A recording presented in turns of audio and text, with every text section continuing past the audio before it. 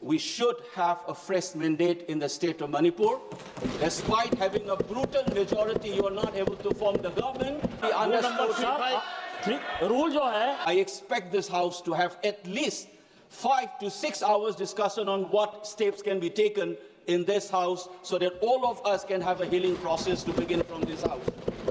So I therefore object to this extension of President rule, and I demand that instead of this, please dissolve that assembly, let's have a fresh mandate, and the rule of the people, will of the state must have the say. You know, I just wanted to remind the House that when the first time when the motion for imposition of the President rule was introduced after a grueling sessions on discussions on Constitution, it's strange that it seems all the representatives from the state did not get a chance to speak. And I hope that the chair will give me some adequate time to express the sentiments of the people of the state as a representative from there. Mr. Speaker, what I need to do is that just as we had a long discussion on Sindoor, I expect in the last 1 year that the House will discuss Manipur given the gravity of the situation there. Just as the terrorists came from Pakistan and created havoc and tried to divide this country on communal lines to provoke us, the Union Home Minister on this floor of the House, if my memory serves me well, on 9th August 2023, said that the crisis in Manipur was caused by the influx of illegal immigrants.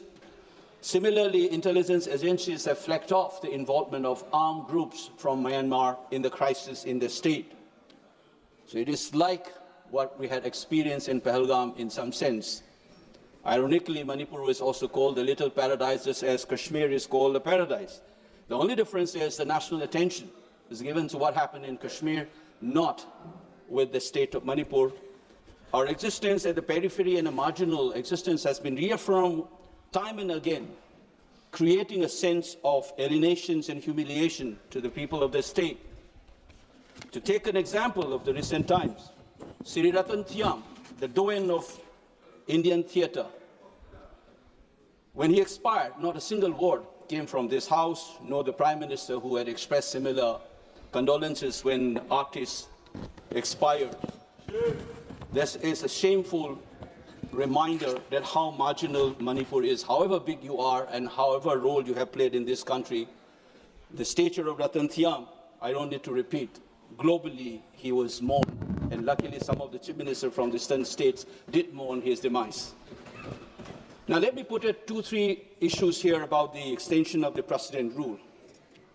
There are a couple of myths that we need to know, and through you I would like to inform the House as well as the country and the entire world that when the union government takes over a state under 356, it is on the assumption that the constitutional order is not working and the law and order has gone beyond what it should be normally.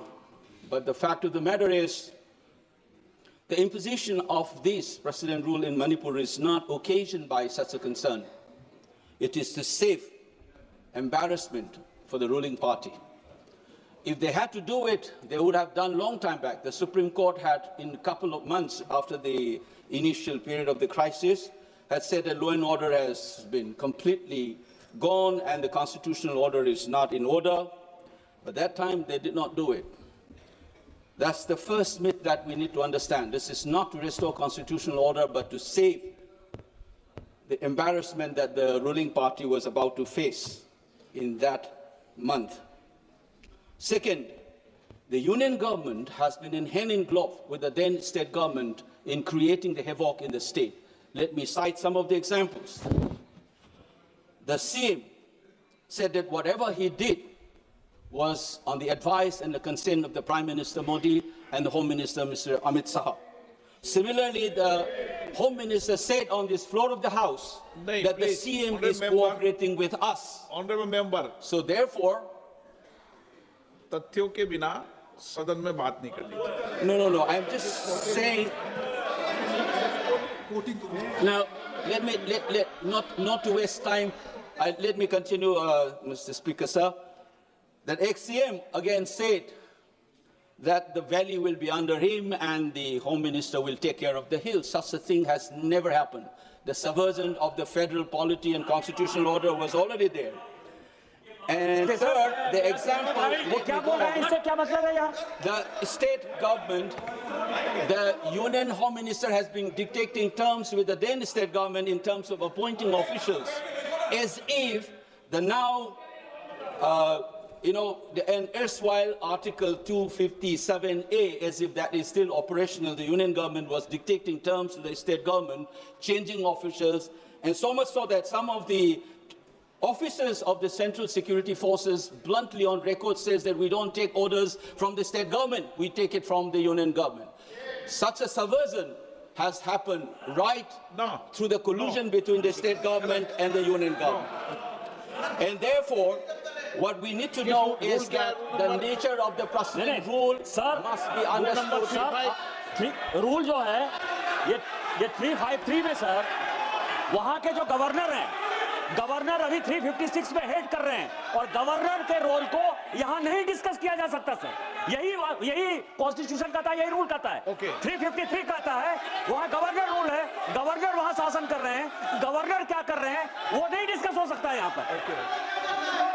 Mr. Speaker, sir, I hope so. Let's first have a clarity that the precedent rule in Manipur was not imposed in order to recover a constitutional order, because in collusion with the then state government, the Union government itself has subverted the constitutional order, and they are creating that kind of a lawlessness for 2 years. Now, the other point why we should not be extending a precedent rule, given these reasons, we must also remember that 356 is supposed to be used in the rarest of the rare moment. If I can recollect this House, on 3rd of September 1949, Dr. Ambedkar introduced the Article 277A, which later on became 355, as a legal and moral premise for 356. We are supposed to use this very judiciously because the mandate of the people should govern the people rather than precedent's rule. That was the clear position. So is the judgment on, Supreme Court judgment on Bomai case, as well as Sarkaria Commission had reminded us that these particular provisions should not be used in a whimsical reasons. And therefore, instead of introducing this and extending this almost illegitimate, in some sense morally, this precedent rule in Manipur, we should have a fresh mandate in the state of Manipur. Despite having a brutal majority, you are not able to form the government. In collusion with that state government and the union government, you have created this tragedy of Manipur in the last 2 years. So I expect the House, instead of extension of this precedent rule, to have a JPC being constituted so that the people of Manipur do not feel neglected, and we take care of what had happened and fix accountability. I must remind again that the executive conduct must have some accountability in this House. And therefore, just as we discussed in Dur, just as we had long discussions on constitutions, I expect this House to have at least 5 to 6 hours discussion on what steps can be taken in this House so that all of us can have a healing process to begin from this House. And I would like to end my interventions by appealing to the rest of the country as well. We have suffered constantly this humiliation and constantly reminding that you don't matter. The crisis in Manipur is unprecedented. Our LOP has said it. You have never seen the challenge to the Indian state's legitimate use of physical force has been challenged. Nowhere has it happened. The partition of 1947 is a living reality in Manipur today. The freedom of movement. The Meiteis cannot travel on the national highways, just as the Kukis cannot. All the citizens should have access to these movement, freedom of movement. We are not able to have it. And I expect this House, therefore, to be more serious rather than reducing this kind of extension as a mere formality and ritual. The pain and suffering of the people of that state. And so far as the 19th state of this union, this House must take it seriously, just as you have taken seriously on the question of Pahalgam and that of any other issues in this country. So I therefore object to this extension of precedent rule, and I demand that instead of this, please dissolve that assembly. Let's have a fresh mandate, and the rule of the people, will of the state must have the say rather than dictating terms, even if it's a small state. Thank you, Mr. Speaker, sir.